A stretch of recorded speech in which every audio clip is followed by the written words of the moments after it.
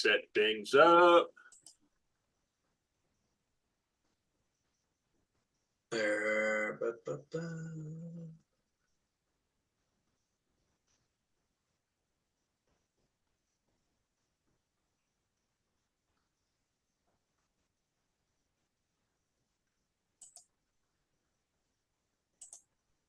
Just gotta wait for it. Wait for it. All right, all right. There it is. I see it. So there it is. Yep. We are on. We are on. We made it. That'll be the first thumbs up. We thumbs up number 1.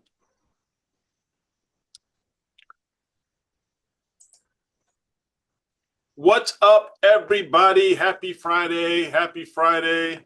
It is. Yo. We have made it to the weekend. We made it to Friday. For those down south that are still dealing with the rain and the flooding and all that stuff from this past, these past storms. Hope you guys are doing okay. And cleanup is going well for you guys.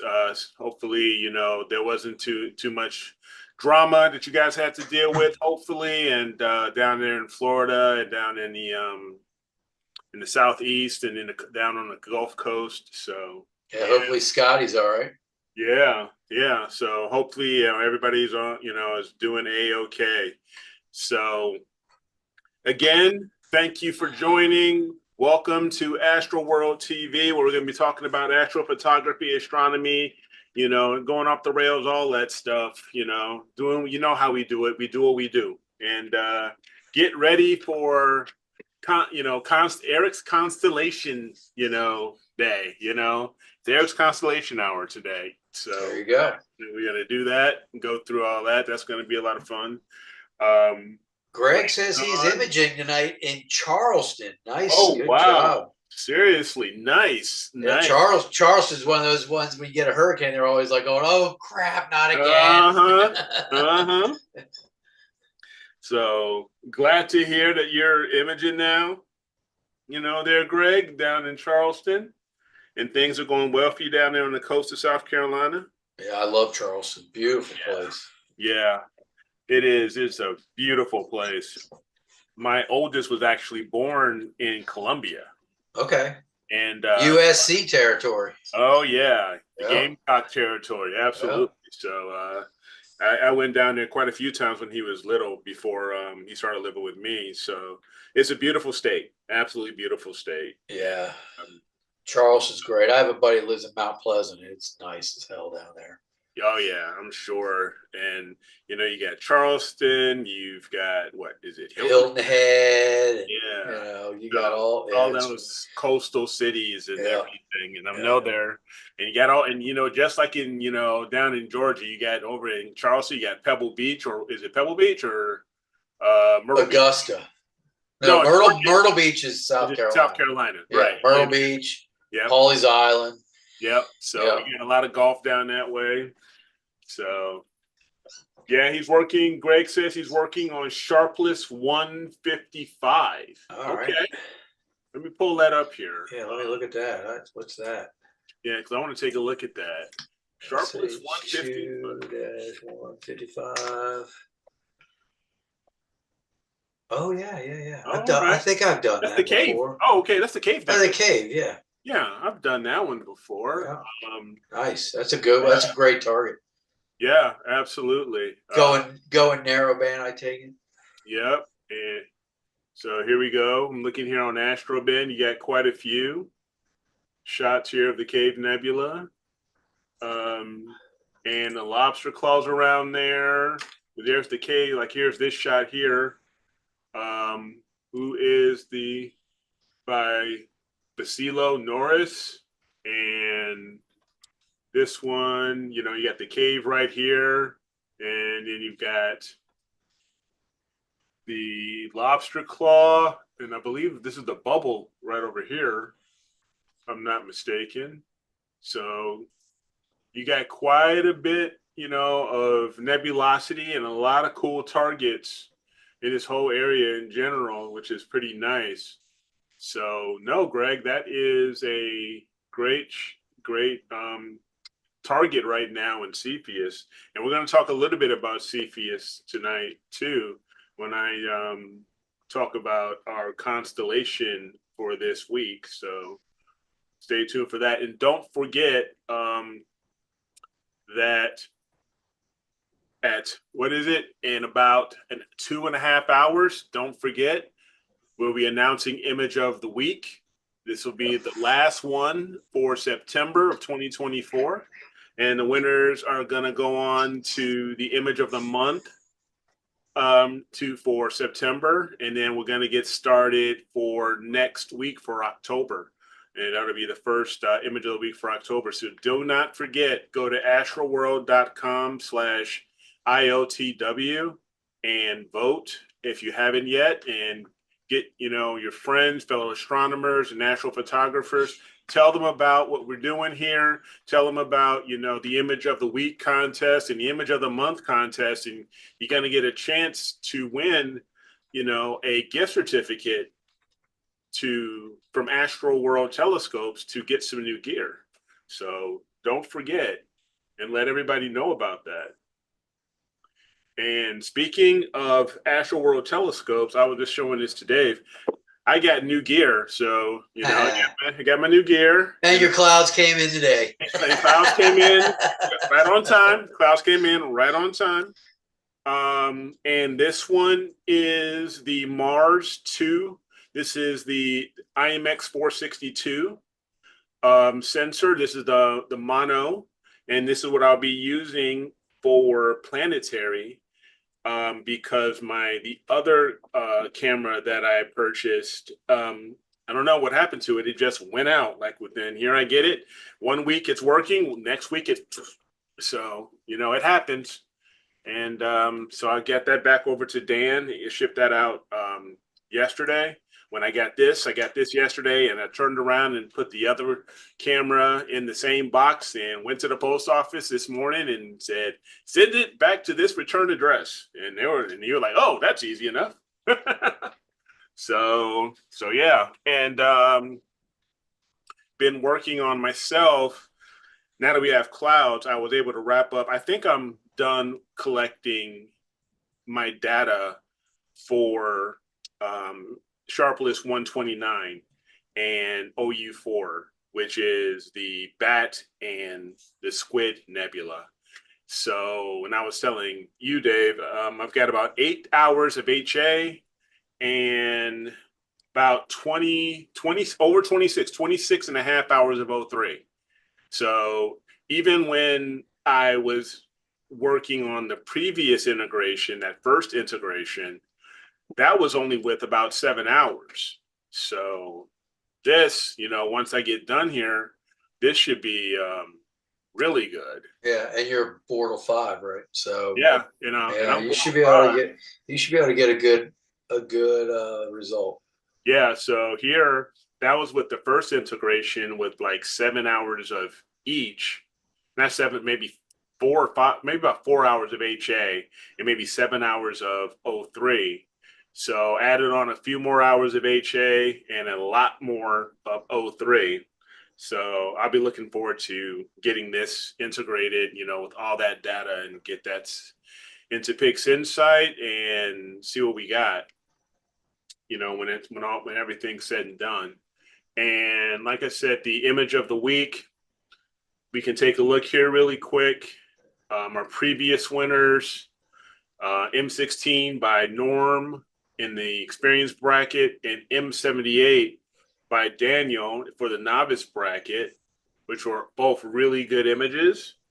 And now we have, for the experience bracket, we have the lobster claw and the bubble by Greg Yancey. Yeah. We have the tulip nebula by Dr. Greg Meyer. We've got Set 214, also by Greg Yancey. Yeah. And we have the Ghost of Cassiopeia. We have IC63 by Tom Peter. And Navi is just even here. You can tell I'm looking at Navi here and it's like, my God, that's bright. Oh yeah. Oh yeah. That's even from, a photo. Oh, and for our novice, we have the Bubble Nebula by Daniel. The Buble. Yes. And we have another Ghost of Cassiopeia. This was with a Sea Star by Ross Hampton. So we've got some really great images. So don't forget to get online and head over. Well, you're already online, but head over to AstroWorld Web /IOTW and vote. You got until 9:30 Eastern, so plenty of time. So you got plenty of time to vote.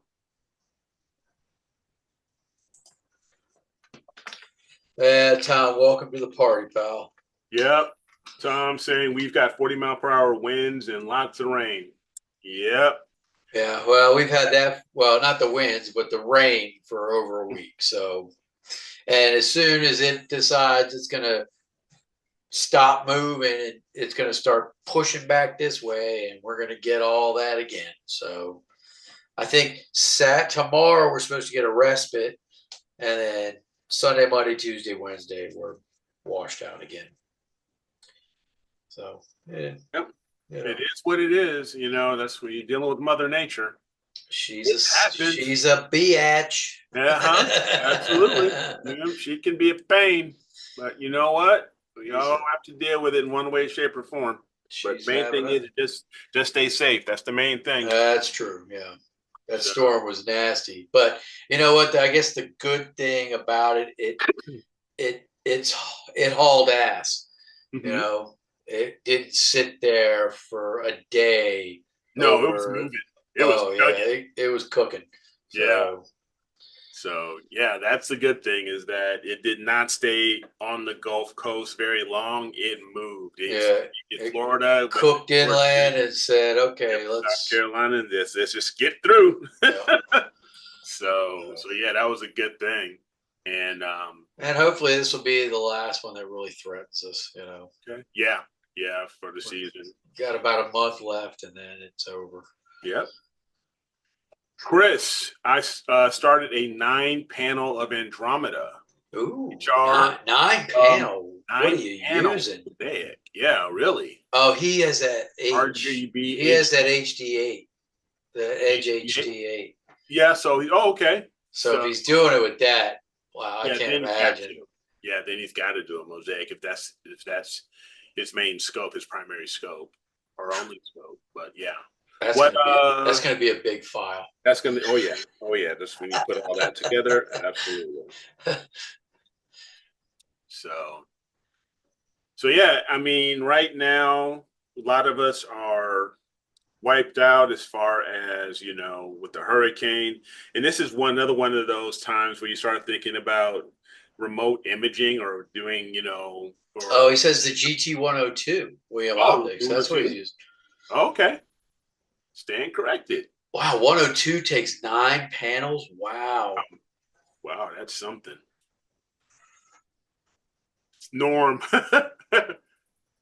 you're a glutton for punishment, Chris. No kidding, right? I'd agree with that. 9 panels. Man, that's something. That is something. I'd be looking forward to seeing how that all comes out. I'm sure that file, like you were saying, Dave, that file is going to be huge. Yeah. Especially if he's what camera are you using, Chris? And yeah, what camera? And do you have a reducer on that 102 or just a flattener? Yeah, I'd be curious. Mm-hmm. Just wanted to do a large area with a lot of HA. Wow. Hey, there you go. Plenty of HA. Plenty of HA for sure. When I do Andromeda, I'm going to do O2 also because I think there's a lot of O2. O3 there. Yeah. O3. Yeah. I mean, yeah. I think there's a lot of O3 there too. Okay. Yeah, I believe Drew Evans put one out, and he and it's an Astro bin that. What's up, Matt? Thanks for jumping in. You found us. Yeah, hey, we're Matt. here. Well, there you are. Yeah, we've been here since like seven. We got here like maybe 3 or 5 minutes late. But we were here. 8:05, Yeah, we were no still big. here. Well, I don't know where you were. But glad to see you on, man.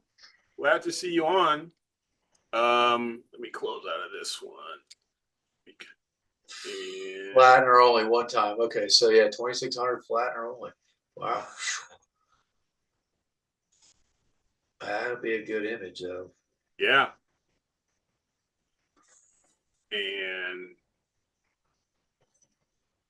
I think this one it was all one shot. Okay, that's all correct. Okay, but yeah, if you're gonna do O3, yeah, I'm looking forward to seeing that because I'm so used to seeing just RGB or LRGB And or HA, yeah. RGB, And but throwing in some O3. somebody, I can't think of who it was, posted a picture where they did the obviously HALRGB and O3.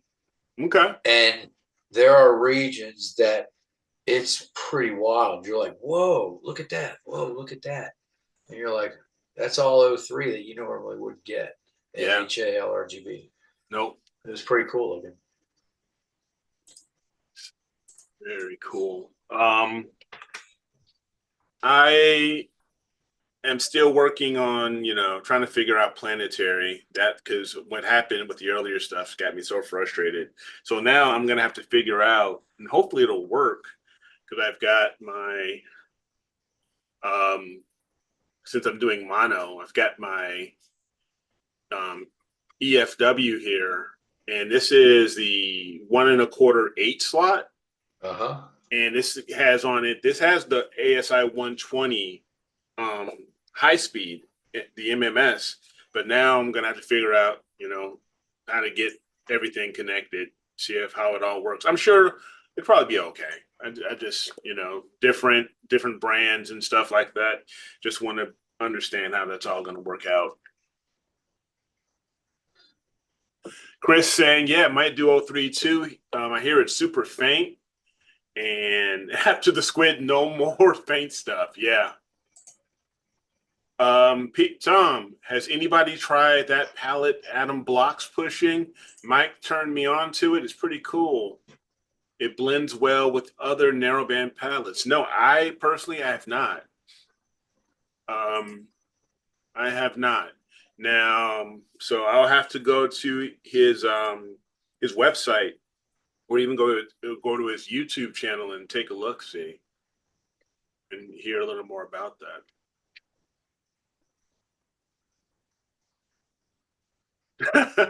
Miss Quattro, I'm with you, Chris. I tried Dark Shark the other night. Screw that, I suck. uh, oh man. But speaking of the Dark Shark, that brings up. Let me see here. Let me find my mail.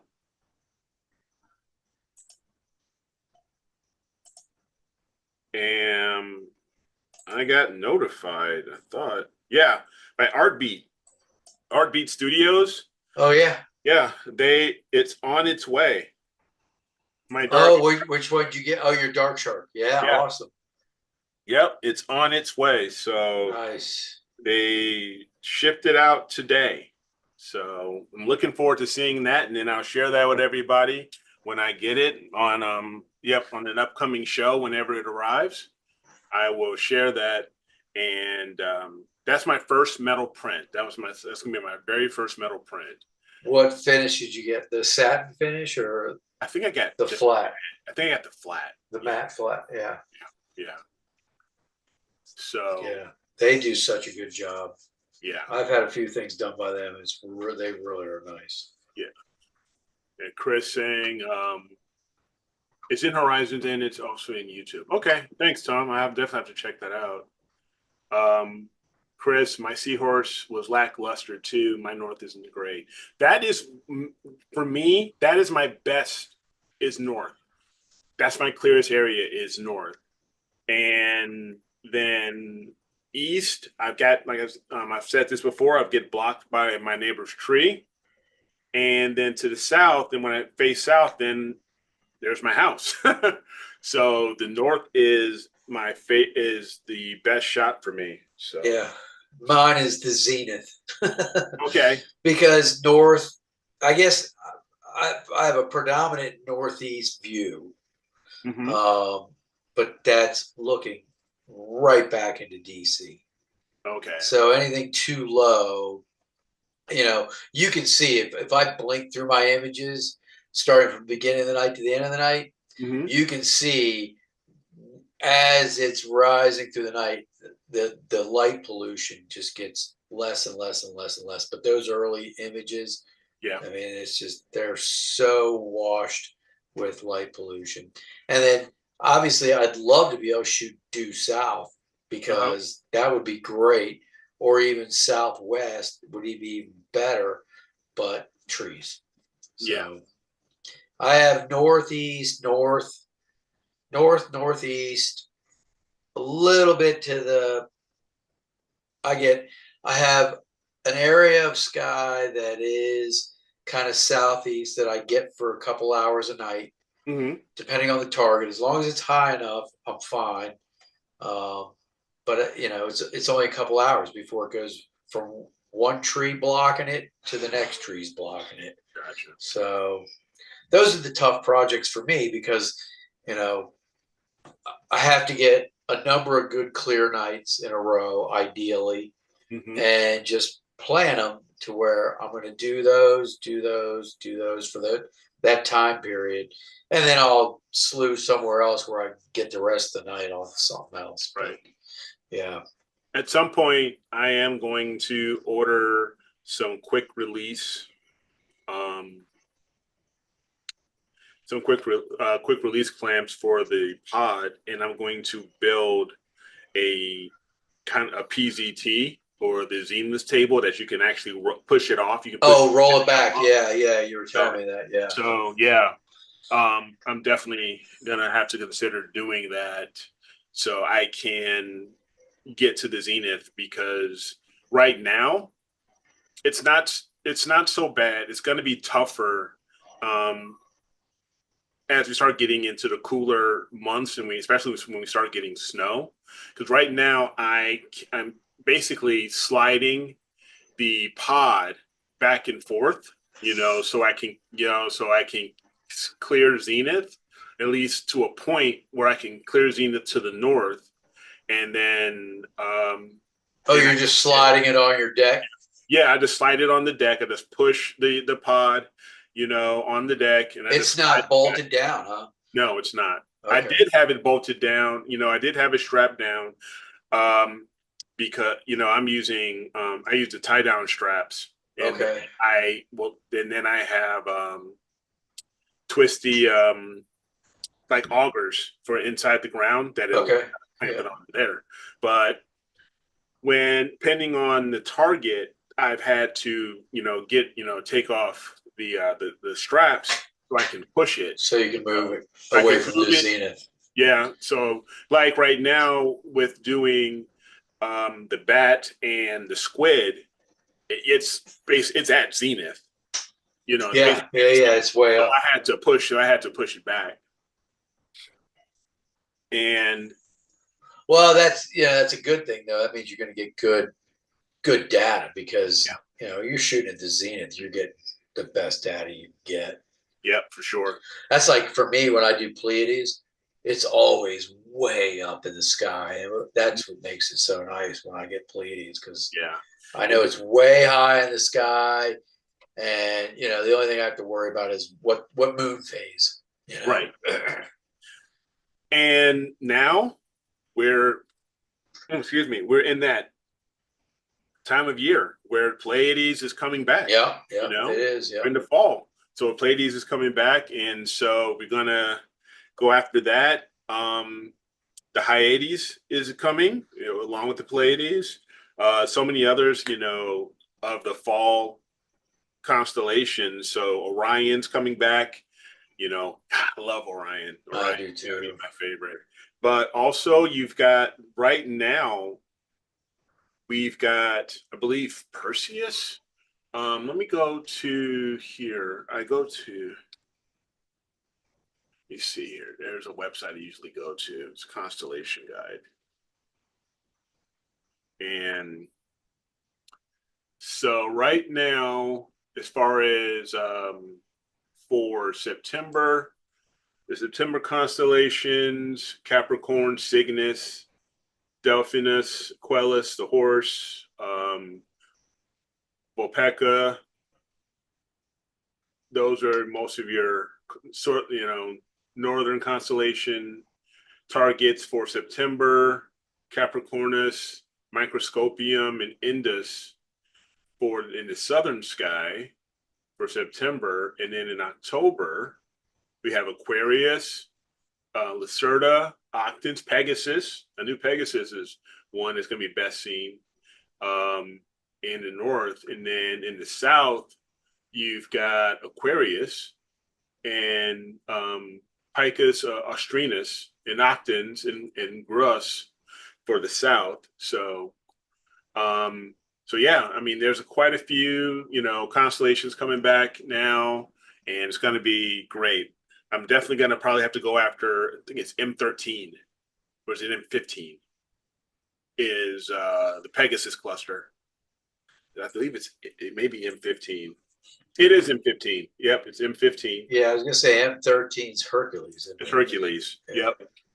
So yeah, that'll be a great one to go after. You probably use the edge for that, remount the edge. And we've also got the Saturn Nebula in this, and which I believe is in the south, but you have Stephan's Quintet here, I believe in the north, in the Helix Nebula. That's a really cool one.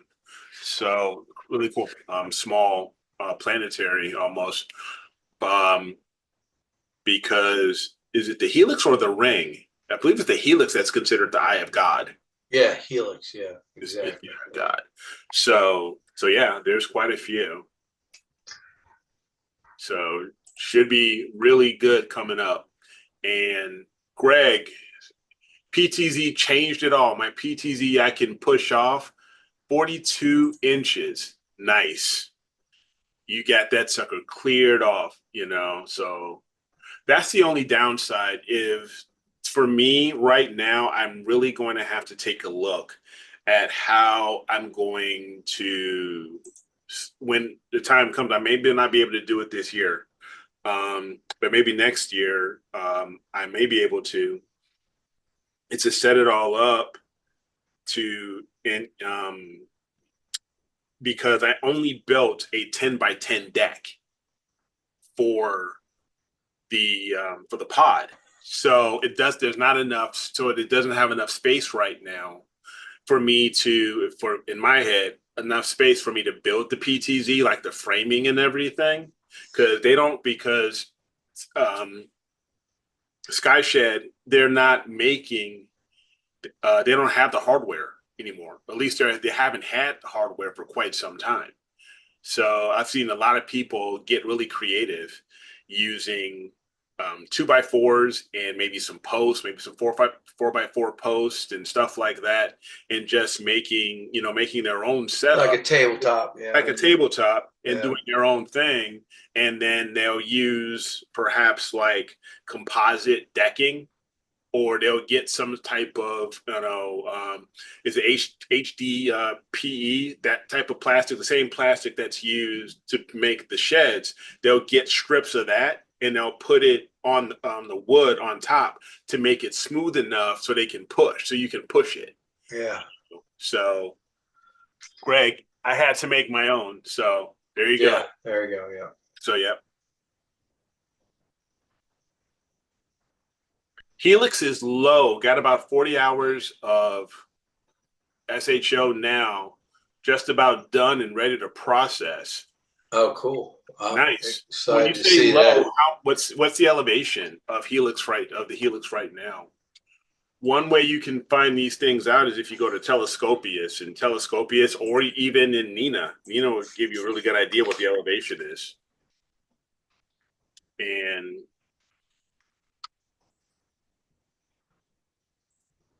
And Helix Nebula right now. Oh wow. Daily. Oh man, that is low. 27 degree elevation. Yeah, That's, it's one of those ones that there's just no way I can get it. yeah, Not from where I'm at, and not from my back deck. right. Yeah.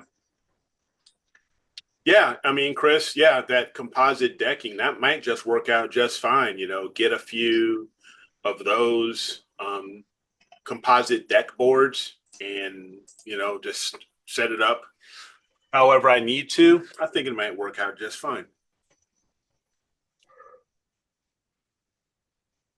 Wow, Chris said he's been shooting for anywhere from 18 to 29.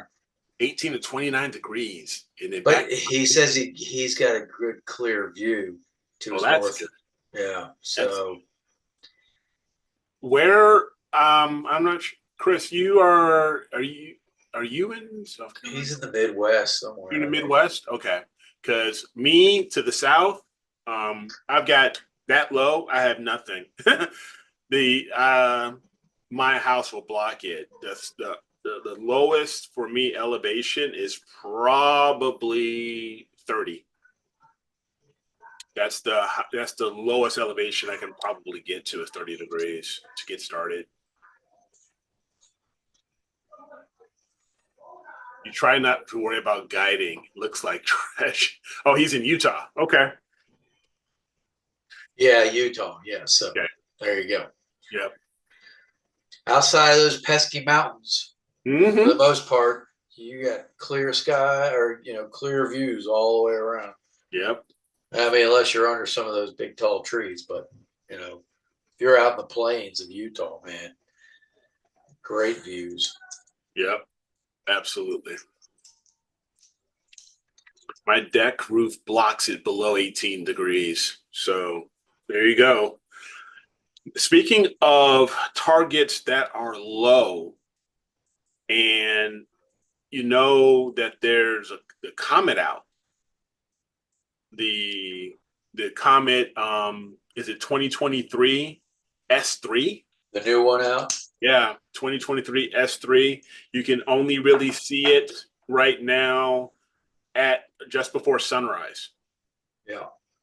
And at least for right now, which means heading that far east, I'd have to go like to a park, far off, to try to nab it if I could. And it's going to then after, I think maybe by the end of this month or at the end of September or just about maybe this first week of October, it's going to go below the horizon, and then sometime in November, it's going to be on the west, and you'll be able to see it at sunset when the sun sets, just before the sun sets.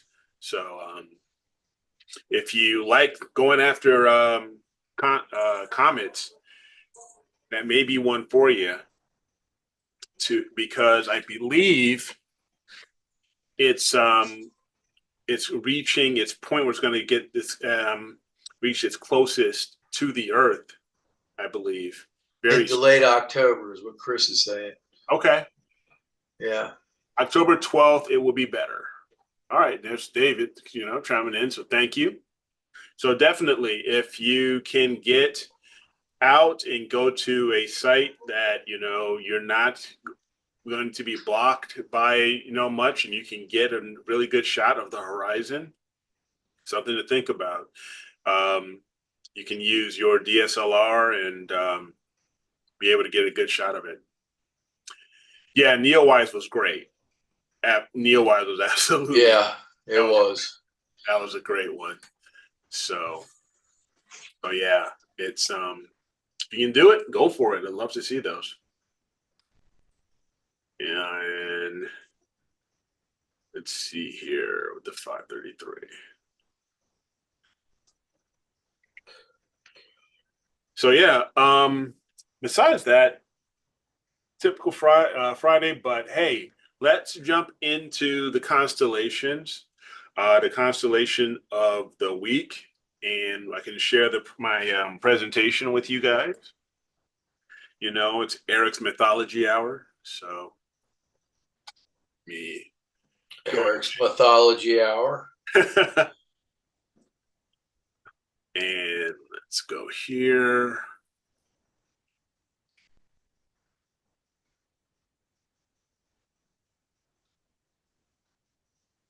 All right.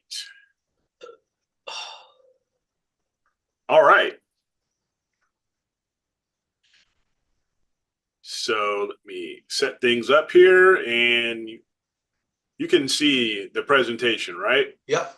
Okay, awesome. So here we are. We are talking about constellation Andromeda. And this is another one that is out right now, of course. So a great late summer, fall constellation. So a little bit about Andromeda. The constellation Andromeda is in the first quadrant of the northern hemisphere, and it's ranked 19th in size among the 88 modern constellations. So it's pretty big. It covers 722 square degrees, and it can be observed from latitudes of 90 degrees north to down to 40 degrees south. It's known as the princess or the chained mate or the chained maiden, and it was and it is one of the 48 original constellations that were cataloged in the Amalgamus by Ptolemy in the second century.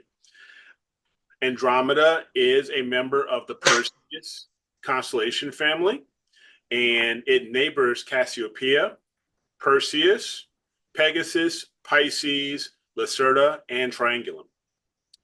And its genitive name is that's given to the stars is Andromeda is oh yeah, I'm gonna screw this up. Andromeda and Andromedy. No, that's not it. But you guys get what I mean. Or Andromedae, maybe that's it. And its abbreviation is AND. Now, its brightest star is Alpheras, and that's at a magnitude of 2.06. The constellation also contains 3 Messier objects. We'll talk about those shortly. Andromeda has 9 stars, has 9 named stars rather, but multiple stars have exoplanets. So there's quite a few stars that have their own little solar system or planets surrounding them, and its own meteor shower, the Andromedids.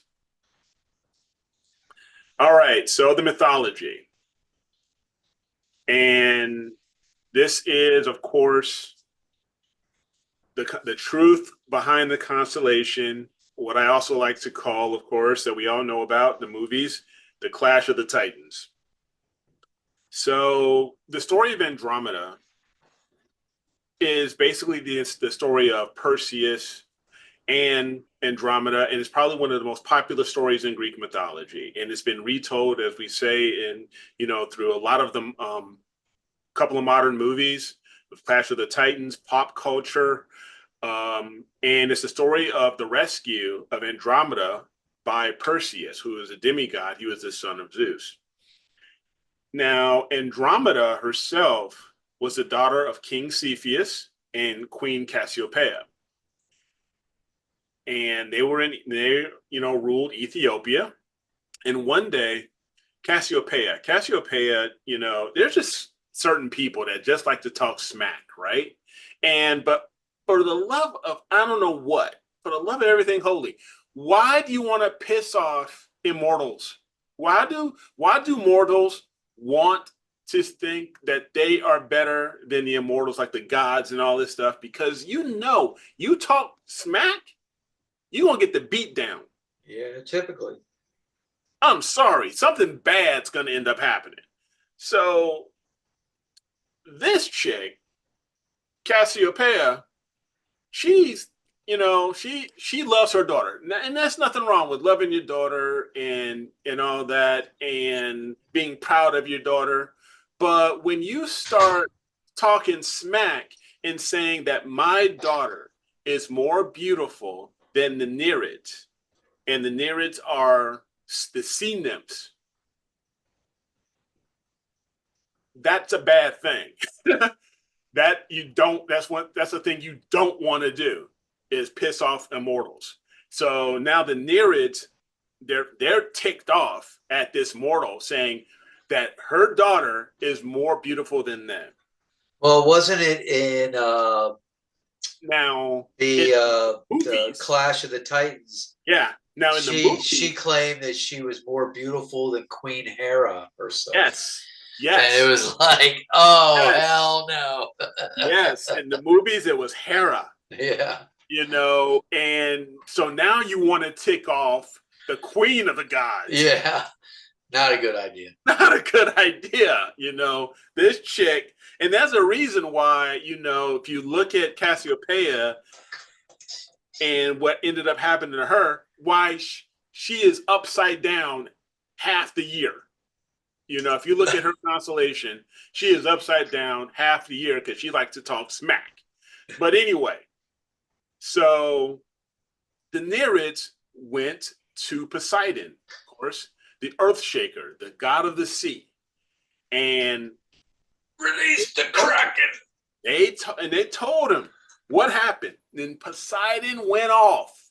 So yes, release the Kraken. Okay, so he releases the monster Cetus and sends it to destroy Ethiopia. Okay, on behalf of the Nereids. And when Cassiopeia and Cepheus, when they get wind of this and they've heard that there's going to be this monster coming from the sea to just wipe you guys out, going to wipe you off the face of the map, because you wanted to talk smack.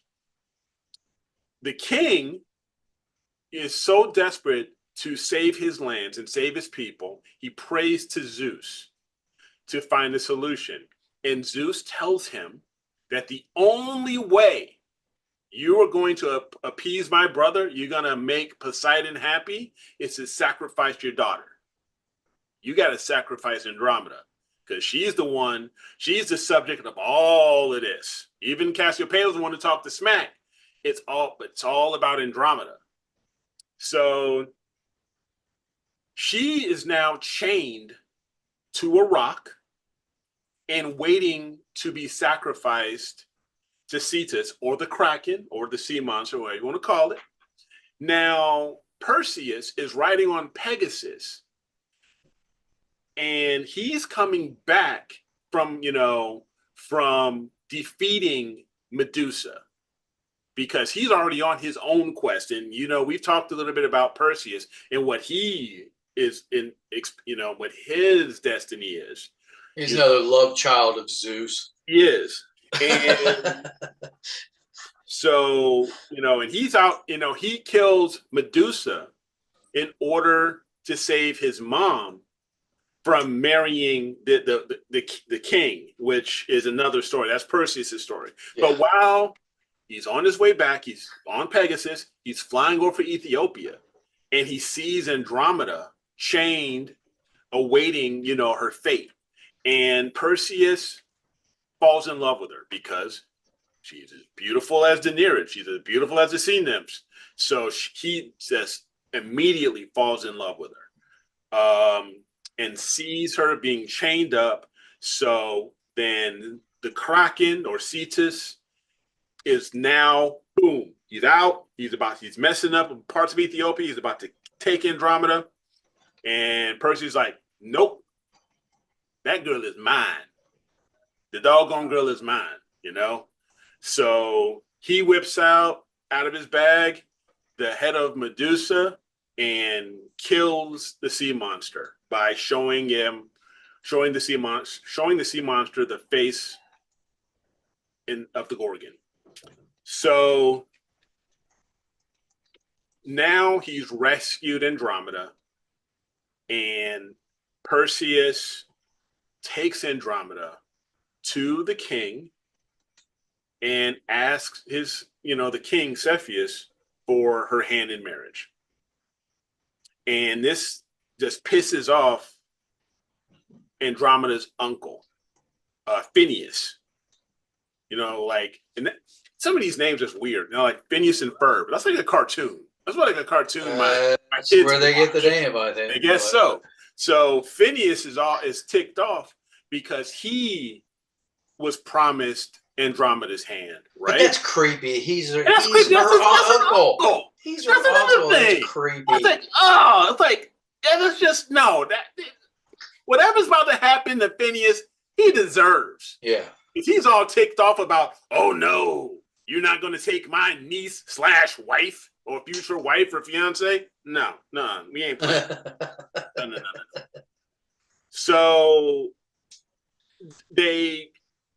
Perseus gets into an argument with Phineas, and he tells Andromeda to look away, and so she does, and he takes out Medusa's head, and before Phineas is about to draw his sword and about to go off, and all of Phineas's followers are about to fight, he shows them the Gorgon's head, and they all turn to stone. And then, so with that being handled, now he can claim Andromeda as his wife, and they end up going off on Pegasus, getting married, and all of that stuff. All right, so there's the Clash of the Titans. Everybody knows. If you've seen Clash of the Titans, you know this story. So there you go. All right, so we're going to talk about the deep sky objects in Andromeda. All right. So here's our first one. It's a nice galaxy.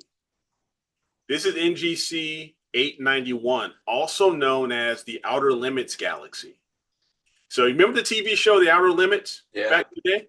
Great show. There it is. They had the whole thing, and they were showing the galaxy. There it is. This was the galaxy that they showed like on the front, on the TV and stuff like that. Yeah. So, and I think it's also called the Silver Needle Galaxy. Yeah, that's right. Yeah. So this is 30 million light years away, and this was taken by Vitali. So thank you, Vitali, for this awesome photo that we found on AstroWorld. And he took this with a Celestron Edge 11. And this was with a ASI 2400 one-shot color. And he used a 10 micron GM 1000 HPS mount. So he put in a lot of work on it, 658 3-minute frames for a total of 32 hours and 51 minutes. Wow. So he put in some time on this one. All right. But it's a great shot. It really is. It is good. Next, we have a planetary nebula. Ooh. NGC 7662. The Blue Snowball is what it's called. This is a planetary nebula. It is 83 million light years away. Wow. It's far. And Roland Archer took this photograph with an Edge HD 9 1/4. So see, Dan, if you're watching, this is something. There you go, Dan. Yeah, there you go. There's something you can go. You can target with that 9 1/4 that you just like to remind me about. So it's all right. I'm not mad at you. Yeah, I am, but it's all right. I love you. It's all good. This was also used. This also was the camera was also an ASI 2600 one-shot color. And this was on one of my mounts. This is my mount, the Ioptron 760. There you go. So he used a UV IR cut filter. He took 2 different exposure speeds. He took a 30-second and a 60-second, 299 of exposures, 30 seconds, and 272 frames in 60 seconds, so a minute long. And then he used a dual narrowband, the STC Astro dual narrowband, 231 5-minute exposures. Wow. So he put in some time on this as well. So just over 26 hours of integration time we put into this one. Okay, next we have a galaxy. Look at that cluster. A galaxy cluster, a galaxy group. Galaxy group ARP 113, which contains NGC 67, 68, 69, 70, 71, and 72. Cool. This is a God, there are a lot of galaxies in that photo. Yeah, there are just a lot. Yeah, there are a lot in this galaxy. Yeah, there's a lot of galaxies in this photo. So not just maybe the ones we just listed, but even some more, because maybe there's a ton. And stuff like that. You got one over here, so there's quite a few. I think maybe that's either a galaxy, a face-on galaxy, or a star. I think that's maybe a galaxy. But you got quite a few galaxies in this group, ARP 113. This was taken by Sergei. Spell it. Come on, say the last name. Trudolyubov. Trudolyubov. So if I butchered that name, Dave challenged me to, say it. So, and if I butchered it, my bad. So you can blame Dave. So the imaging telescope was a Lacerda 10-inch carbon Newtonian, and he took this with the ASI 294 mono, and this was with the Orion HDX 110 EQ. So he was using astronaut LRGB filters with this shot. He did 82 5-minute luminance shots, 51 3-minute shots of red, 36 of green, and 41 of blue. So total was 13 hours and 14 minutes. Okay. And of course, we can't go without this. See her beautifulness herself.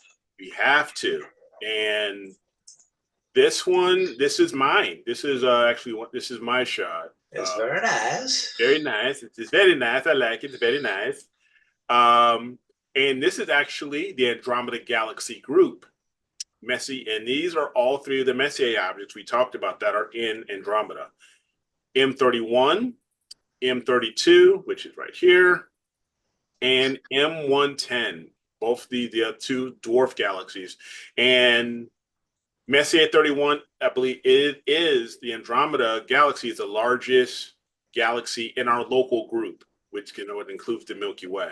So it's the biggest one, and we will be getting closer and closer to one another over the years. They say, scientists and astrophysicists say, the Milky Way and Andromeda are on a collision course. Yeah, in 2 billion years. Like 2 billion years. Yeah. It's so, hey. 2 billion? 2 million. 2 million years. Is it 2 million? Yeah, it's 2 million light years. Oh, okay. Then no, all right. So we might see it, Eric. We might see it. You may see it. We may have a chance. If it was a billion, I don't know. But, a million, I think we may have a chance. 2 million. Gotcha. All right. So this was taken by me. I did this one a few years back. I did this. This was using my FLT 91 with the 2600 mono. It's not the SIM 69. I can't. I mistyped. You know what? We know what you had on your mind. I must have had it on mine. Hey, Walter, brother, what up? Oh, and I used Antlia filters, H alpha, and Antlia RGBs. So I did 70 300-second frames in HA, and then the others were all 30-second, 80 red, 150 green, and 140 blue. I didn't need as much red because I had an HA, so you don't need as much. So total was 8 hours and 55 minutes. So just shy of 9 hours. Looks good. So yeah, I enjoy it, So every few years. You had a reducer on there, obviously. Yeah, I had to reduce her on this. So I was at a focal length of 432. Okay. So that's it. So and there's Cassiopeia. And not Cassiopeia, but Andromeda. Andromeda. All chained up, waiting for Perseus and the Clash of the Titans, 1981. So hot. Yeah. So all good. All right, that's it. So awesome. So thank you for watching that. Appreciate it. Well done. Yeah. So yeah. Thanks, Corin. Appreciate that, man. Exactly. Who doesn't love their women, all chained up? There you go. I'm just in that, having that compromising position, stuff like that. So yeah. It's funny. Oh man. It's Friday. It's a good thing Jackie's not on right now. I know, right? Oh man, and Jackie or Loki were on. Oh man. They'll probably watch the replay and leave nasty comments. Yeah. You pigs. Oh yeah. Uh-huh. Hey, I didn't start that, so I'm just saying. Yeah, Bob did. Yeah, Bob's fault. Yep, Bob. It says it right there in the comments. It wasn't me. Hey, it wasn't me. Yeah, Tom. Very educational, Eric. It added a little spice too. It's very spicy.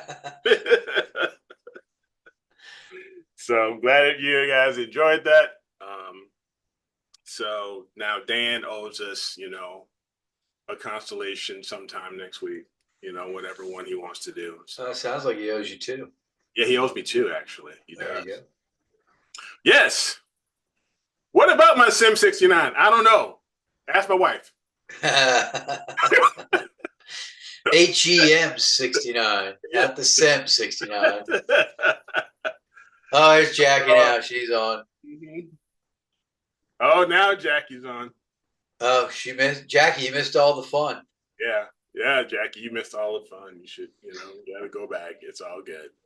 But hey, do me a favor while we're talking here. Do us a favor. If you like this show, you like what we're doing, you're entertained, give us a thumbs up. Go onto the chat. You're right there. It costs you nothing, but a click of the button. Just give us a thumbs up. We really appreciate that. And if you like the show, just pass it on to your friends. Let them know. Let them know. So. What's up, Jackie? Leave her alone. She was making tea. Oh, I'm not messing with Jackie. Good. She was out with friends. She was out with friends. Hey, it's all good. So she was hanging out at the bar at Dundalk. Mm-hmm. Dinner with friends. There you go. That's absolute. That's on a Friday night. And I'm glad you go out with friends, enjoy yourself. Absolutely. So yeah. So now that's over. So we've gotten through the mythology. Now let's get back to talking a little bit about astrophotography and everything out. I saw a short today from Trevor Jones. He put one out today. I believe it was today or sometime this week. I think it was with the new ASCAR. Yeah, I saw that. With the new ASCAR SQ55. Yeah. Which is like a little short. Yeah. Yeah. And it was a little short, on YouTube. And it looks impressive. It's a nice little scope. Nice little scope. It's a nice little lightweight scope. Yeah. That you can use, and you can pair that with an AM3 very easily. And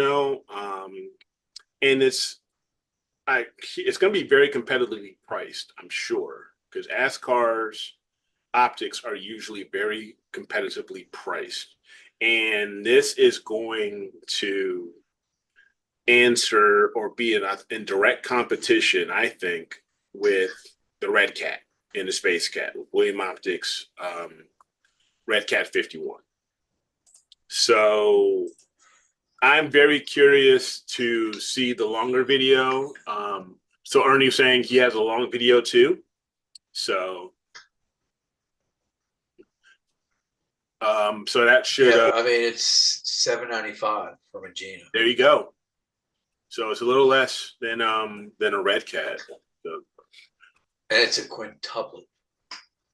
Now that so it has one less piece of glass because I thought the Red Red Cat Cat was 5. is a pet's fault. Oh, so it's a Quinn. Yeah, it's a Quinn. Okay. This is a Quinn. Okay. So it's better. It's better. All right. I've got a question here by a Swiftwater instructor. Hey there. If I connect the ASI Air to my PC with a USB male to male, why can't I see the ASI Air? What you probably won't, the best way to see it through your PC is using an Ethernet cable on your network. And at least this is the way that I do it. And when you can locate in your ASI Air will get a local IP address. Oh, right. And then you can go through File Explorer via that IP address to connect to your ASI Air. And the login, I believe, is either root or ASI Air for the username, and the password is 1234567 8.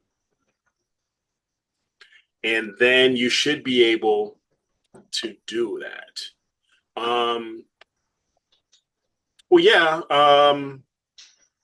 Going through male-to-male USB. You can do it with a USB cable just fine. Just make sure it's a data cable, not just a generic charging cable. Okay. Oh, because the USB out on the ASI Air is a USB-C, right? Fine. No, I have one around here. I thought the whole thing with the ASI Air is you just log into it via Wi-Fi. Yeah, you would log into it via Wi-Fi and you can go that route. Or like I said, you would plug into Ethernet and you can get it from there. You see something here. Alexa, turn on the astronomy channel. See if I can find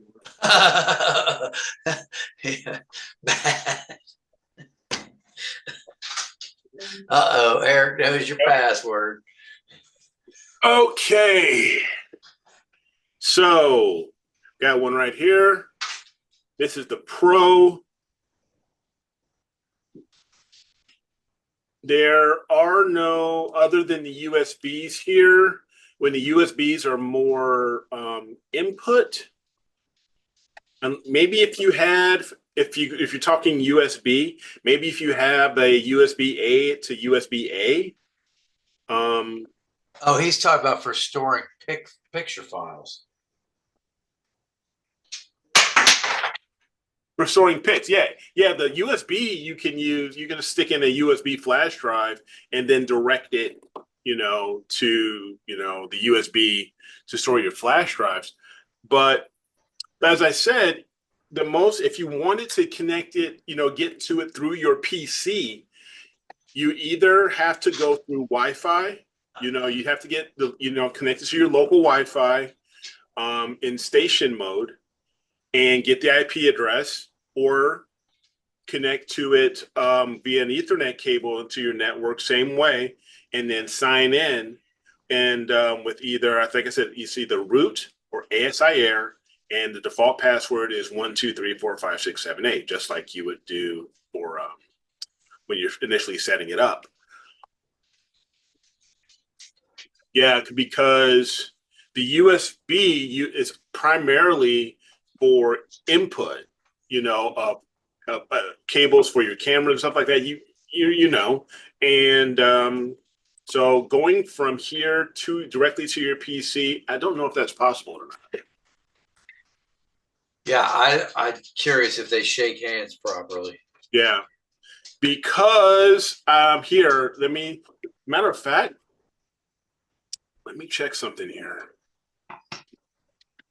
I'm going to, because I have my ASI Air that's on my FLT91.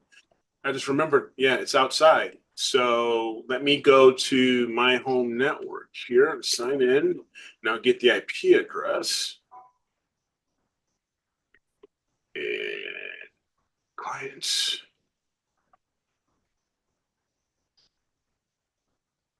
See if it shows up. Oh, it's probably off because of the rain.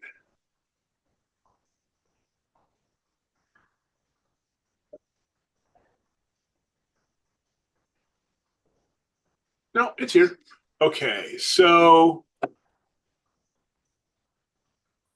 yeah, you just lose a flash drive and change the flash drive.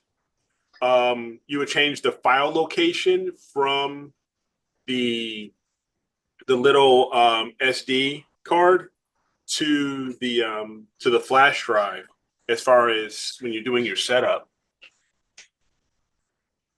But how do you transfer files in real time? They'll go directly to the USB drive. Yeah. And then you go, and then once your session is over, You take the USB, your drive, thumb drive out, and put it in put your it into your PC. PC. That's basically it. Unless you use the Ethernet or the Wi-Fi or the network connection. Let me see here.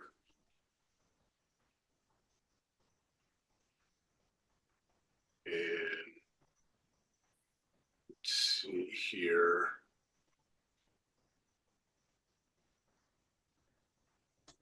At 16.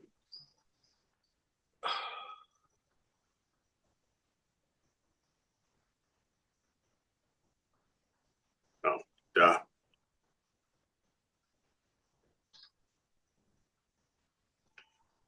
There we are. Because this is the other way. Yeah. So I share my screen here again. Yeah. Here's my ASI Air connected through my network. So you're either selecting the EMCC or you have your USB here. And this is where you would launch, and it would have those files if you're using a USB. And as I said, if you're using the SD, it would be in here. You would have all your files here.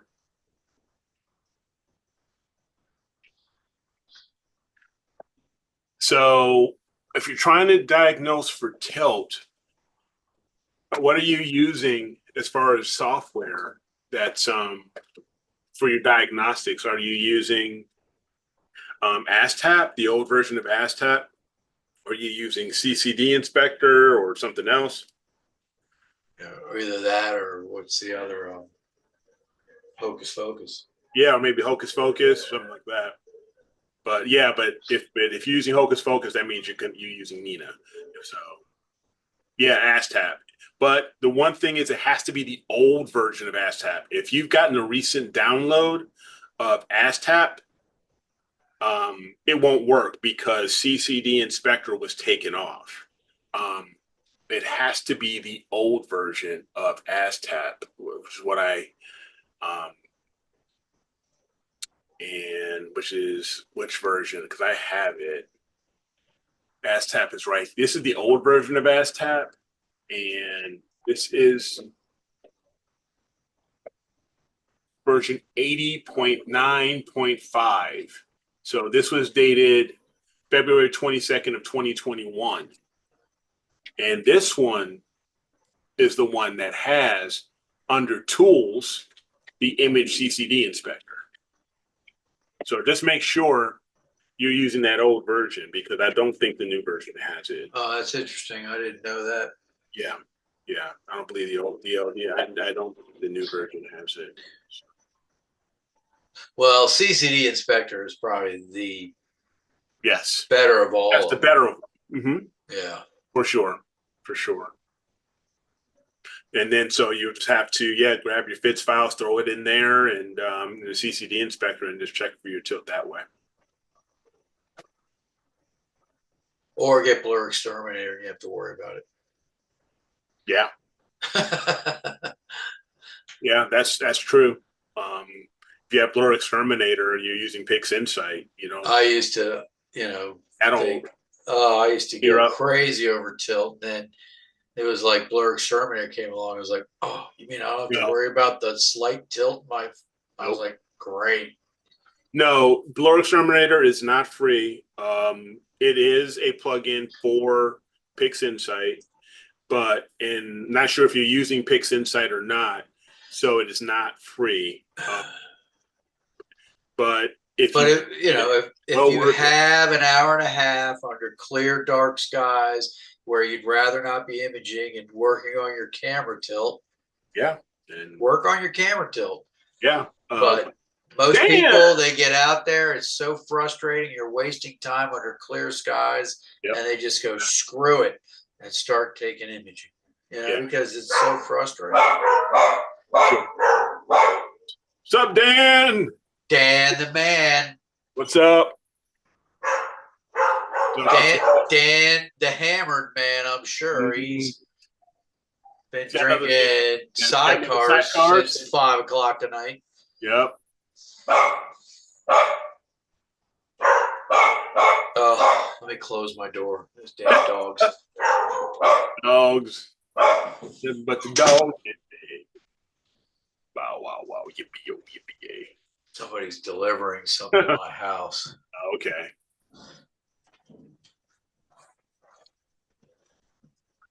So yeah, as far as ASI air, that's the only way you can really going to be able to do it there. So, trying to fix tilt, if Tom Peter, especially with his 6200, is a pain. Yeah.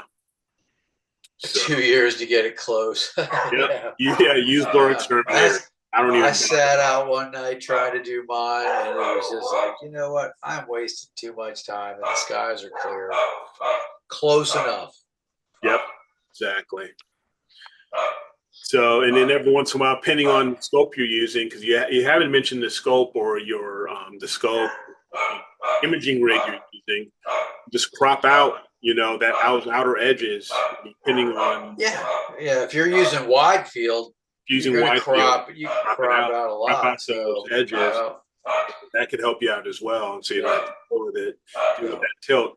I know for me, when I use my Rasa, the Rasa is known, Rasa 8 is known for having tilt issues, and people, you buy the octopus, you buy this and that, you buy all these different things to try to correct the tilt.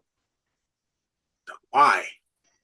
Just get blur. If you've got Pix Insight, spend the extra $80 or whatever it is, get blur exterminator, and you don't have to worry about it anymore. Yeah. Deconvolve though and sharpen up and round up. It corrects it. It corrects those stars. Yeah. You're all good. Red Cat's 51 tilt adjuster and a 533. It's a nice setup. It's a nice little setup. The 533 and a Red Cat. That's a nice little setup you got there.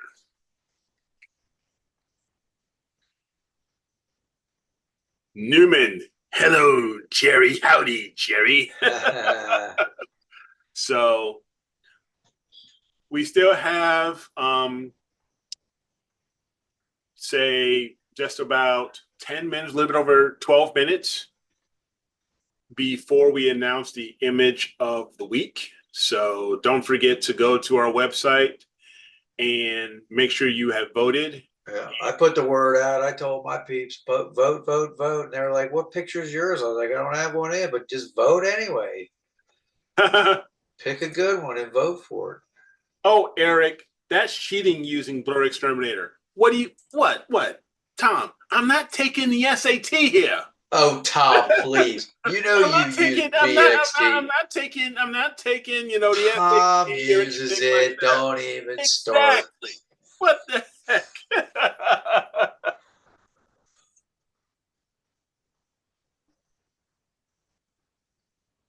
Yeah, I love my 533. I think it's great, especially with me using it with my Edge 8 and having that that 1 inch crop sensor. It narrows the field of view even more so than just having the Schmidt's narrow field. You have even more magnification when you're Oh using my God, yeah, I bet. so yeah, it's great. That's when I want to get really close into certain targets. That's the way to go.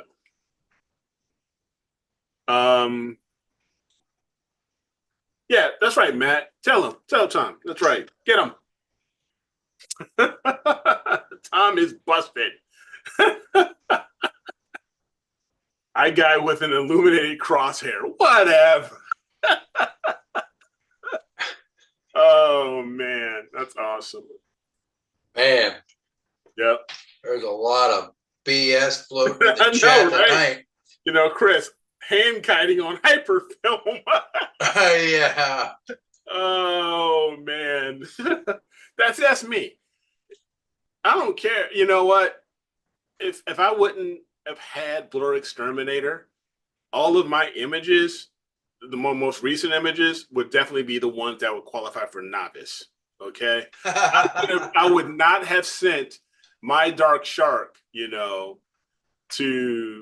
go get, into a metal, to a metal print. Because, man. That's why you can't see anymore, Tom. So thank you, Swiftwater, for voting.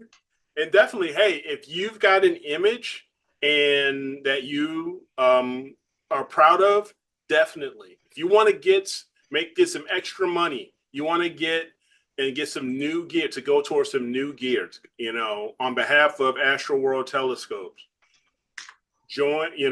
submit your image, your favorite image, one that you feel is, that you feel most comfortable in sharing.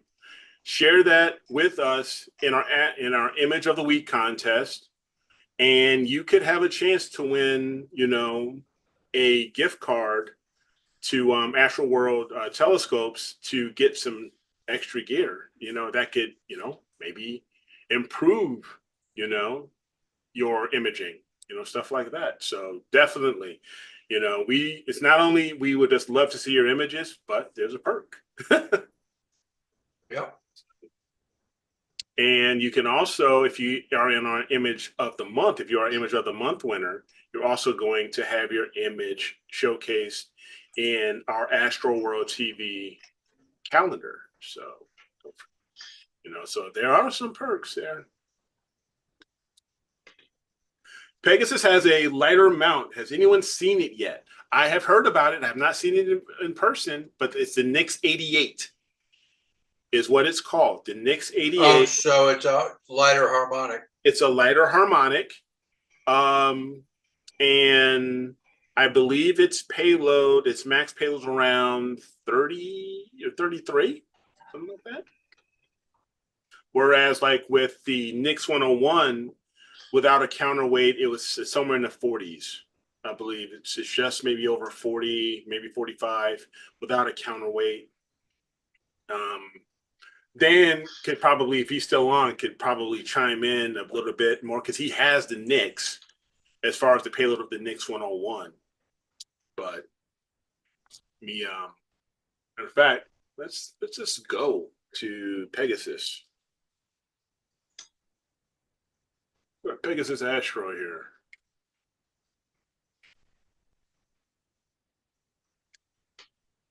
I love Pegasus Astro. They've got some great stuff. So here are their harmonic mounts. Except for that Smart Eye. That's a waste of money. That uses a 533 chip, actually. No, it's smaller than that. I think it's smaller than that.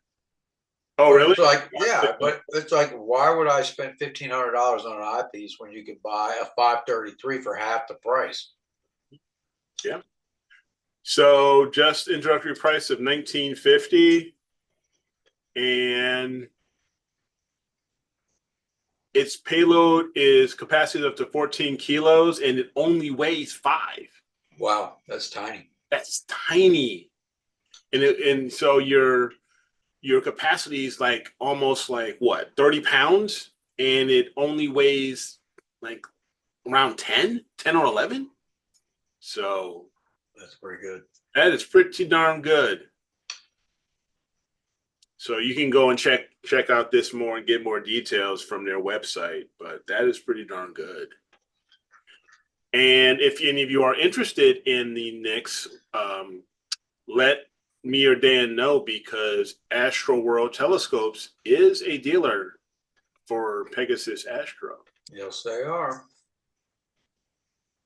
So,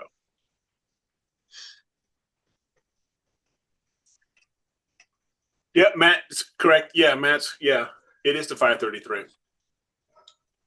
It is the 533. So, hey, Richard Wright played a big part in developing and working with Pegasus Astro to develop the eye for Pegasus. Excuse me, the smart eye. So I've got quite a few pieces of Pegasus gear floating around. I've got the USB hub, the power box advance, and the Uranus that I haven't had a chance to get it out there yet, but I will. We'll get it out, get it set back up again. Yeah, I don't have any of their stuff. There's great stuff, and great support too.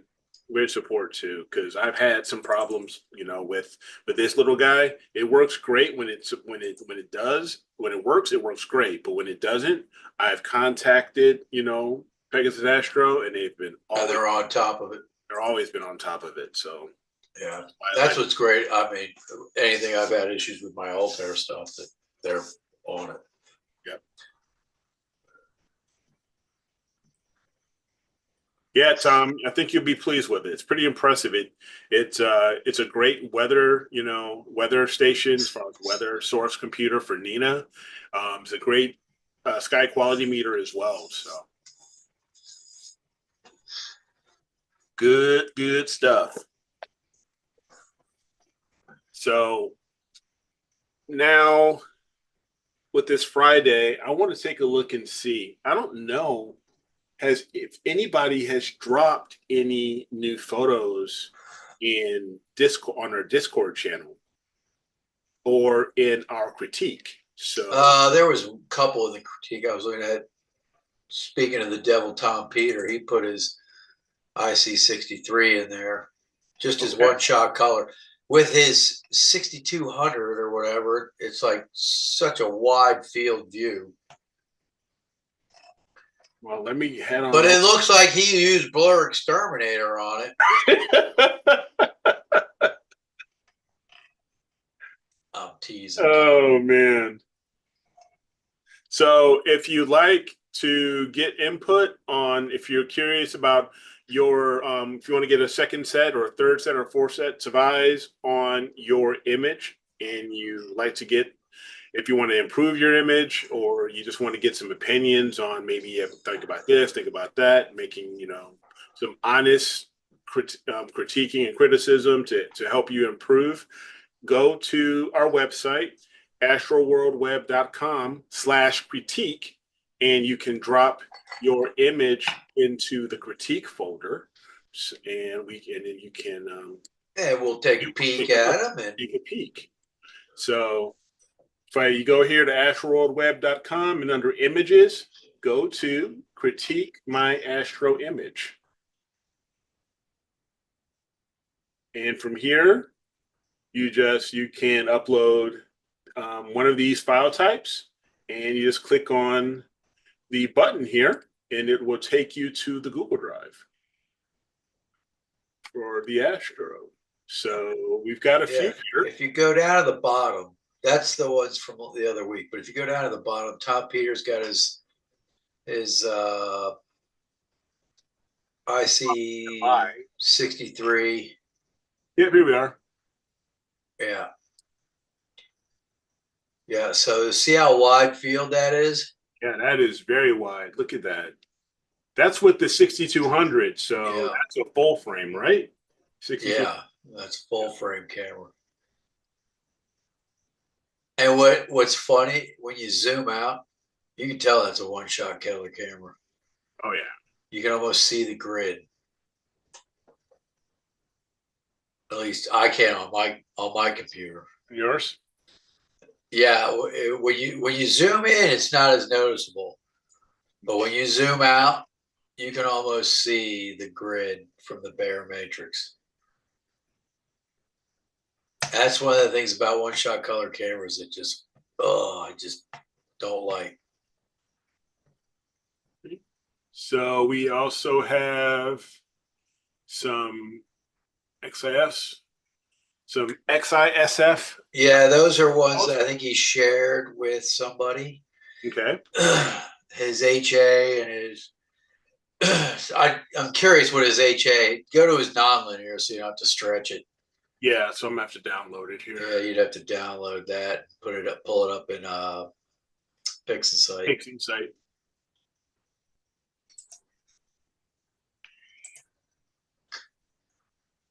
So go to here. He says 62 is mono. It is okay.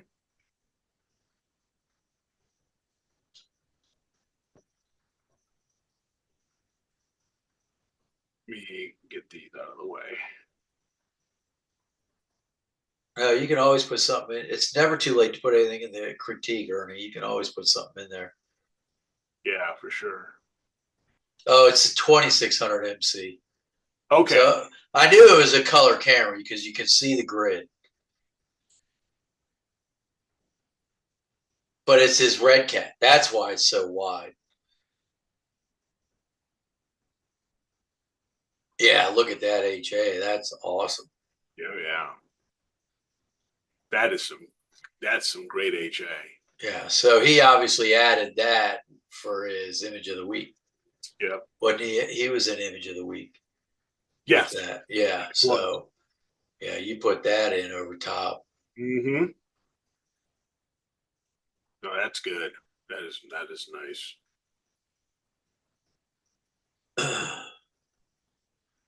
Okay. So thanks for sharing that, Tom. Appreciate it.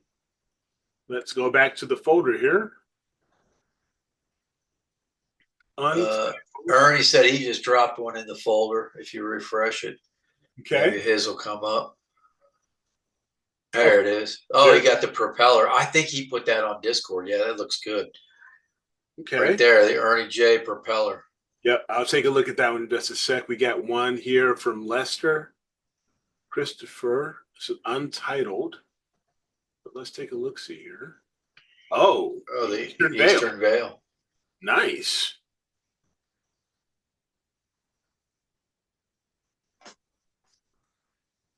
You can get more out of it, I think. I think you have the blacks too. I think you're clipping. Yeah, I think the black. So I mean, you can see where there's stuff there. That pink area all around. Yep. That's data, but you've clipped the blacks too close to where you've lost a lot of that data. Yeah, because there's so much more even around it. Yeah. I'd ease off the saturation and try and get more of that data that you've clipped out of it. Because, yeah, there's a lot more there. Yep, for sure. Okay. Let's go back the other way. The Wizard Nebula. That's my old one. It's your old one? Yeah, that's the one That's the one you got behind you in your backdrop right now, isn't it? Yeah, pretty much. Yep. Okay. Still a good shot. Here's the propeller. Oh yeah, this looks cool. That looks cool. That does. See the prop right there.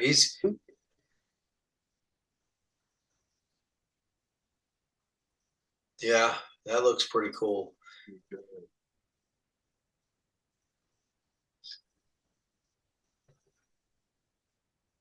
Now, what did you take that with, Ernie? Curious.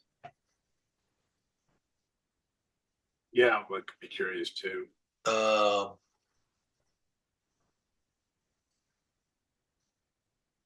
my guess is like a dual narrowband and a one-shot color, or was that with a mono? My guess is dual narrowband. Yeah, no, but that's really good. Oh, no problem. Happy to help. All we can do, we get to give our opinions. Yeah, 2600 L Extreme. So Okay. the thing with the L Extreme that I've Yeah, always always. had it just makes everything too pink. Hmm. That was I always thought the L Enhance was a little better as far as color. Okay. The L Extreme made things too pink. Sure. Um, but the detail is definitely there. It's definitely got it. Oh yeah, yeah, for sure. There's no question he's got it. I mean, that's a great shot of the propeller, for sure. Yeah, A lot of good detail. yeah. It could just the only critique I would say, soften it up. It's a little crunchy. You could soften it up, make those blues and those pinks blend a little better, and basically you would basically I would create like a um, create an illuminance channel, and work the detail out of the luminance. And then once you have all these colors the way you like them, convolute it, blur it, make it nice and soft, obviously without the stars, and then layer your detailed luminance over top. And it would give you better edges, and the background and your blues and your pinks would blend together more smoothly and everything like that. But I mean, there's a lot of information there. I love down there at the bottom left, that little O3 region there. What is the designation for the propeller? Uh, Is it an IC or is it in or is it an or is it an NGC I can tell you. definition? I did mode 2 with narrowband normalization process. Okay. And I gotta Uh, say, it's a, what's it say? or DWB 111 119. oh, okay. So it's in its own. It's not. So it's in a different catalog. Yeah. Catalog within a different catalog. Okay. DWB 111/119. Okay. Or maybe Sharpless 57 or S. Could be. It's not saying that here, but Let's see. or NGC 6914. There you go. NGC 6914.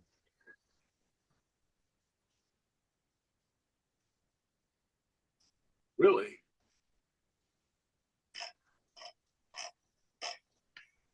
That's what it That's says not here. it. Says it, and the propeller nebula. So they may be all top. Oh yeah, so it's 6914 and the propeller. So it's a huge region. The propeller's down there Oh, lower. somewhere in here. Yeah, it's down the lower right in the picture I'm looking at. Okay. Okay. Gotcha. Yeah, so it's a huge region, that 6914. And then the propeller's a part of it, it looks like. Gotcha. Excuse me. So yeah, so that's all we've got, looks like, for right now, some of our more recent ones. So thanks for sharing those. Appreciate it. And we are now at the time for announcing this week's image of the week. So Dun, dun, dun. why don't we go ahead and head on over there? We had quite a few up. We had quite a few here. So let's go and see. Oh, we know who Eric voted for. Yeah. Yeah. Let's go here to the dashboard. Sun haters.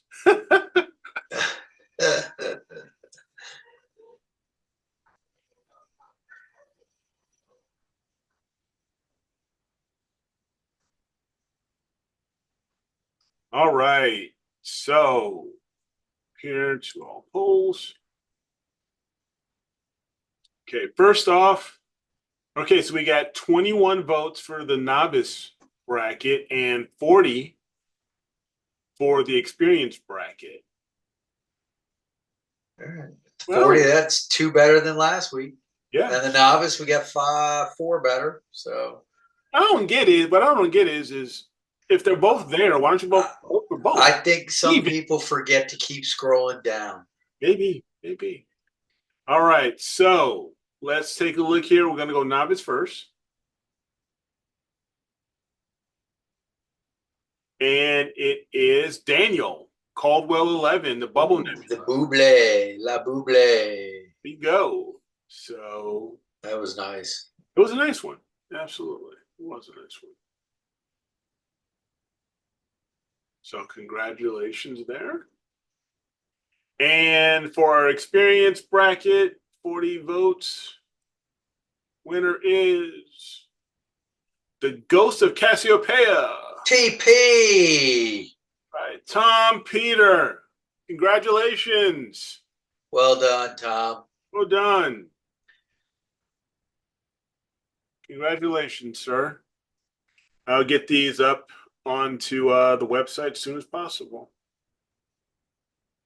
So great job to you both. So, and thank you for submitting.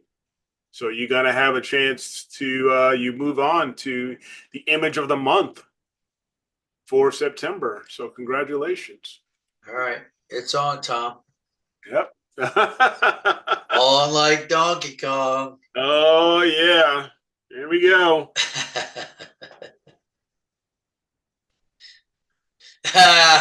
Jackie, hope you didn't use BXT on that.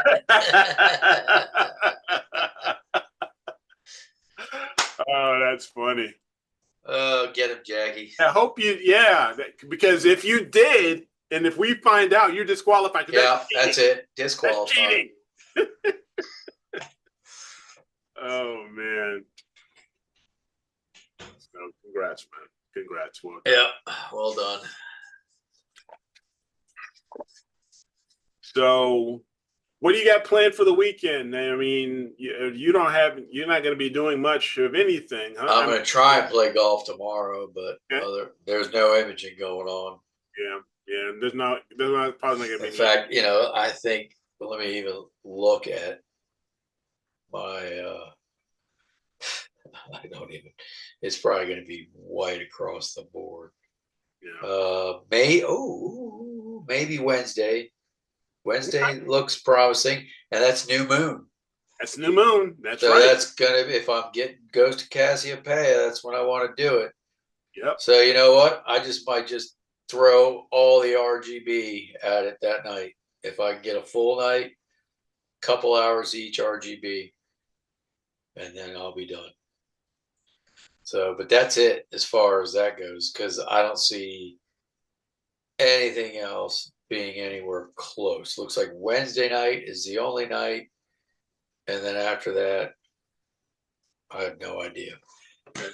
So we'll see. It is what it is. Yep, it is. You take the good with the bad. You know, it's going to clear out of here eventually, and I'll get some good skies. Yep, for sure. At some point. At some point. I'm thinking, I was looking at mine, I may have some possibilities as well. I'm going to go after another dark nebula. And it looks like tomorrow's should be good. Yep, tomorrow and Sunday. Oh, yeah. I got some good weekend. I got it. I'm good all weekend. So I'm going to go after a dark nebula. I'm going to go after the rotten fish, which is not far from, which is very close to the dark shark, LDN 1251. That's going to be my target this weekend. It's going after a dark nebula. So I enjoyed dark nebula. They're very challenging. So yeah, they're too hard for me here.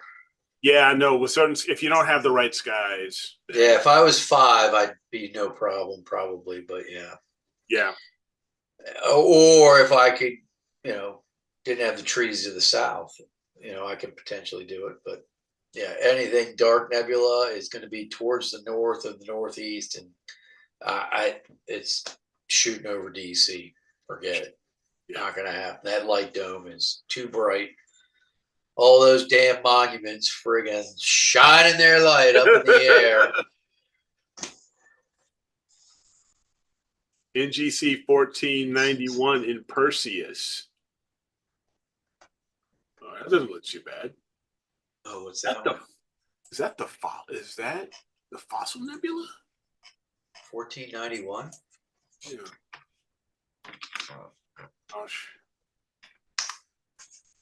I'll share here. Ooh.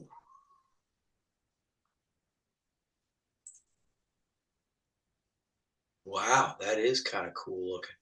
It is. It is. It's the fossil footprint. That's what I thought. Oh, wow. So that's in Perseus, huh? Yeah, I may. Ooh, that's a good image there. Wow. I may have actually taken one of them. I do like the blue, though, the SHO. And the blue. Here's mine. Yeah, I did take that. Oh, you did? Oh, okay. So, yeah. Oh, I like it. Yeah, I like this. No, this is a good one. It's a good target in Perseus. So,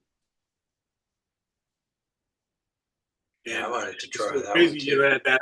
That extra punch, that's the extra light from the star, giving it that extra punch of blue, almost like turquoise, was one thing I really liked about it. Like right here, so even with that backdrop of the other blue in 03.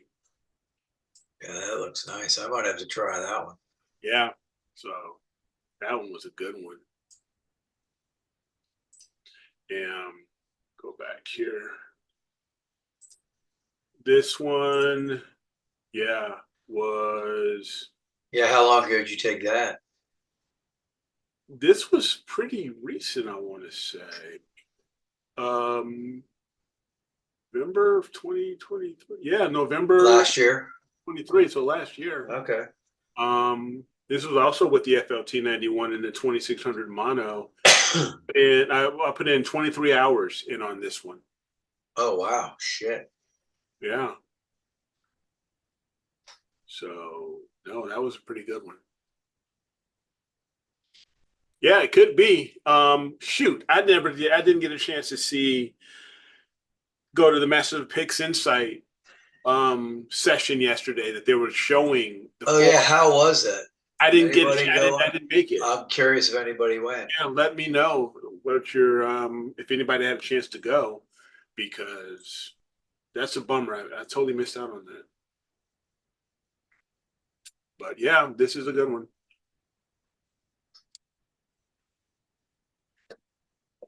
Yeah, I agree, Tom. That's another good one to blend the two palettes. Mm.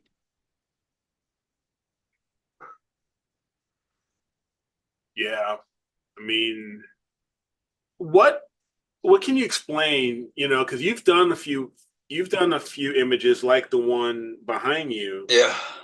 in 4X. For those who don't know what 4X, the 4X palette is, what exactly, how do you I mean, achieve? it's a palette that's, I mean, I don't know how it's blended and what it does, but it's just there's a script in PixInsight Okay. where you put your channels, you put your HA, your O3, and your sulfur 2, and it puts them together in a specific way that you get, and it's much more of the oranges and the reds. Okay. Uh, and the blues aren't. I mean, the blues come out, but it really accentuates the orange and the red. But when you do your SHO, you know, obviously the hydrogen being your green channel, it really accentuates the blue. So once you pull back that green, your O3 really pops. The Mhm. blues really pop. So, and when you blend them together and using the image blend script, you can tweak how much you get of each, Okay. and it really you can kind of it just really brings out the best in all three channels. You know, you get the reds of that sulfur, the oranges of the hydrogen, and the blues of the oxygen, and kind of make it really look really, really nice. Nice. And then, you can always tweak it from there. You know, I try to I try to keep everything simple. I try not to over tweak anything because Mhm. I found that, sometimes the more you do, it takes away from the image. I've kind of tried to scale back, my saturation and my sharpening and everything like that to give things more of a softer, more, and then just, bring up the levels here or there to make sure that you get the contrast from the different colors throughout the photo, and then soften the edges, try and try and get certain things, that certain details in the center of it, sharpened as best as possible, but then like kind of blur the outer edges. So you're almost kind of looking into, it gives it, I'm trying to get more Is it more depth, 3D? So it more gives of a more 3D effect. three-dimensional. Yeah. Yeah. And it makes it a Yeah. little bit soft. It makes it a little bit softer. Give you more of a softer cloud-like, nebulosity. Right. So Right. it also gives you some depth. Correct. Yeah. Okay. What who developed the script, do you know? And where do you know where it is Let me, in let me see. PixInsight? Because I'm looking under script. Is it under your utility or somewhere else? Utilities. Yeah. It should be under utilities. And so a minute now. If you go into, oh, load, load. There we go. All right. So script utilities. Uh-huh. Yeah. 4X palette utility. Oh, I'm missing it, so I may need to do an update. Trying to think who. Uh, da, da, da, I've da. just updated mine, so Coldest Nights website. Use the button below the bottom line navigate. I'll have to probably take a quick look. Paul Hancock is. It says copyright 2023 Paul Hancock.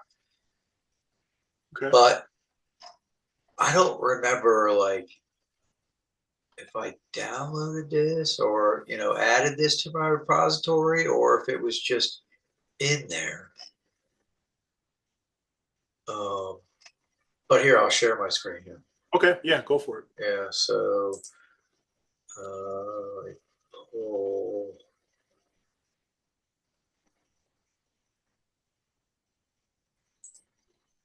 Tom Dude saying, Ernie, thank you. Polyman Astro. Where's my share screen?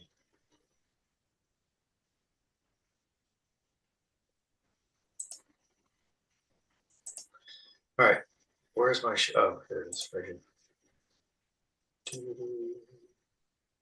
you see it? No, yeah, now I do. Yep. Okay, so this is the script. So yeah, you just, if you go to scripts, utilities, 4X palette utility. Okay.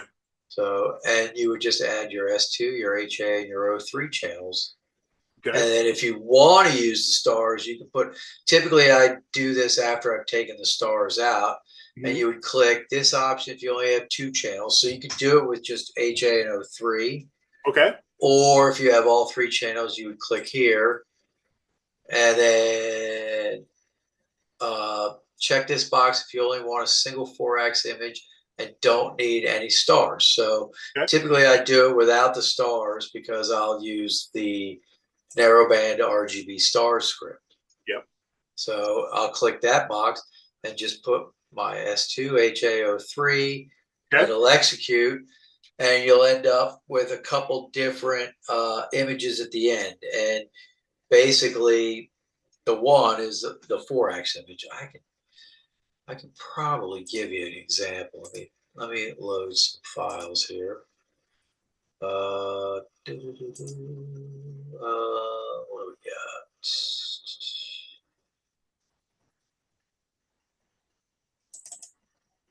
There, we'll do the tulip.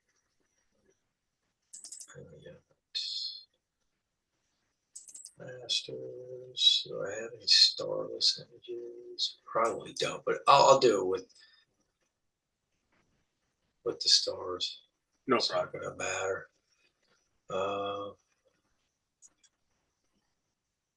So this is S2, O3, HA. So if I open all those up,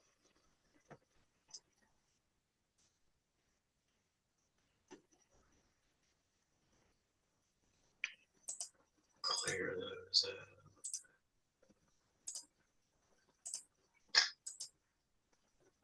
Wow, these are, it's going to look crappy because these are raw images, but for the sake of argument, we'll just put it together. It's all right. So we're going to do all 3, and then we're just going to do S2, HA. It's going to look weird, I'm sure. And hit execute. It's going to look weird. Because there's no background extraction. No. Right. No. It's going to look wonky. All right, so there's my new image.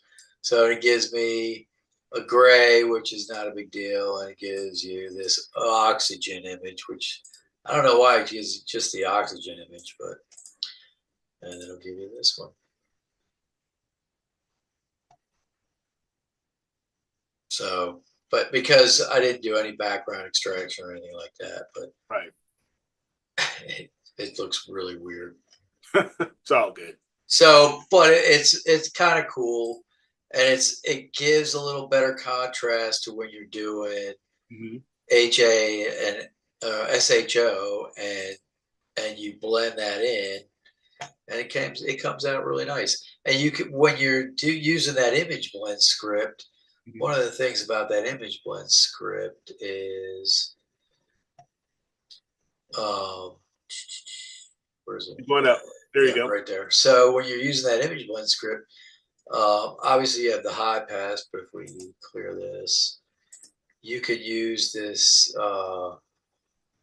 blur, and you could bring out these highlights and everything that will give you that Orton effect kind of on images that people talk about now, where it brightens the edges around certain edges. Yeah. Gives you the kind of that Orton effect. And that was one of the things that I used when I did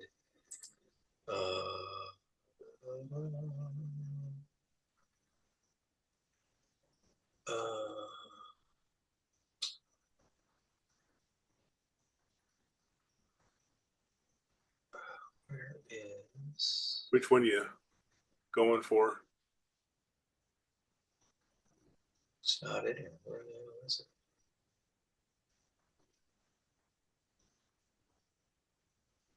My wizard. I guess I stored it already. I guess. Oh, it's okay. We can some other time. So here is I did do. Pull this up.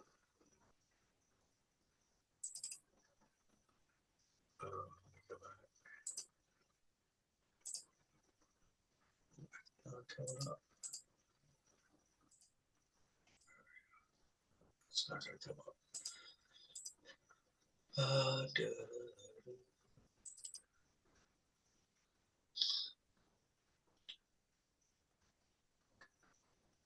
Oh yeah, that was the Ghost of Cassiopeia that I did, Okay. and then I did IC63. This was just my mono from IC63 Okay. that I did, and this is just the oh shit. This is just my HA.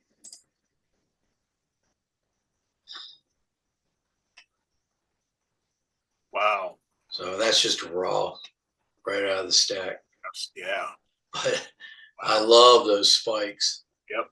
Yeah. That's really cool. Yeah. Really cool. So, and I did a process on it. It came out pretty good. So, yeah, in fact, I could probably pull that up here. I probably have it in here. Yeah, right here. Well, I found the repository. So I went onto the website and grabbed the repository and grabbed the URL for the repository. So now I've got the borax. So I have to try that out. Yeah, it's kind of cool. And it's a good thing to blend in. It's kind of nice when you blend that in. Okay. So Cool, man. Well, thank you. yeah. Appreciate it. All right. We are at, it's like 10 o'clock. So I know usually we do a giveaway, or Dan does a giveaway of either Masters of Pix Insight. So he owes us a couple. So yes, he's going to owe us a couple of giveaways come next week. Yeah, he'll have to do one Wednesday and Friday. Yep, there you go. So, and if you want to get involved and you want to get into those giveaways, just go to astroworldweb.com. And there is a area there for the contest, and you can go there and you can sign up. So there you go for that. All right. Any final thoughts before we close it out for this Friday? Congratulations to the Image of the Week winners. Some good images. Keep it up. Keep it up. Keep it up. Good job, Tom. And hopefully everybody gets some clear weather. Hopefully this storm gets the heck out of Dodge and everybody's going to have nice clear skies for a few days and for sure. get back to imaging. Yep. Other than that, thanks everybody for hanging out. Always a good Friday. Yeah, definitely. It's a good Friday when we can all get together and talk about astrophotography and hang out and talk about some of the new stuff, either equipment, Pix Insight, processing, all that, or just every once in a while, just. And always a bonus when Eric does a constellation. Appreciate it, man. Well, yeah, for me, again, for my final thoughts, not really much. Just, enjoy the weekend as best you can. And if you're there, dealing with the weather, hopefully it gets past you and you can go back to normal, having to deal with all this rain and stuff like that. Things get back to normal for you. But just try to enjoy the weekend, everybody. And if you can image, get out there and image. And we'd be looking forward to seeing your images in the Image of the Week contest, or just even drop them in the critique folder. So yeah, keep bringing them. So keep bringing them. And if you like this video or like what we're doing here, we've been doing this now for 5 years, 5 seasons. and do us a favor, leave a comment in YouTube.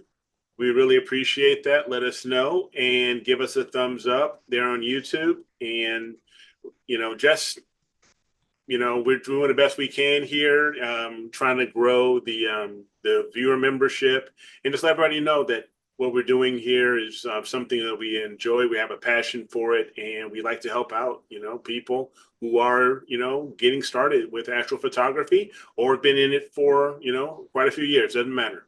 So, but other than that, appreciate it, guys. Thank you. Thanks, Corin. Thanks, Tom. Yep. Wish you all a great night.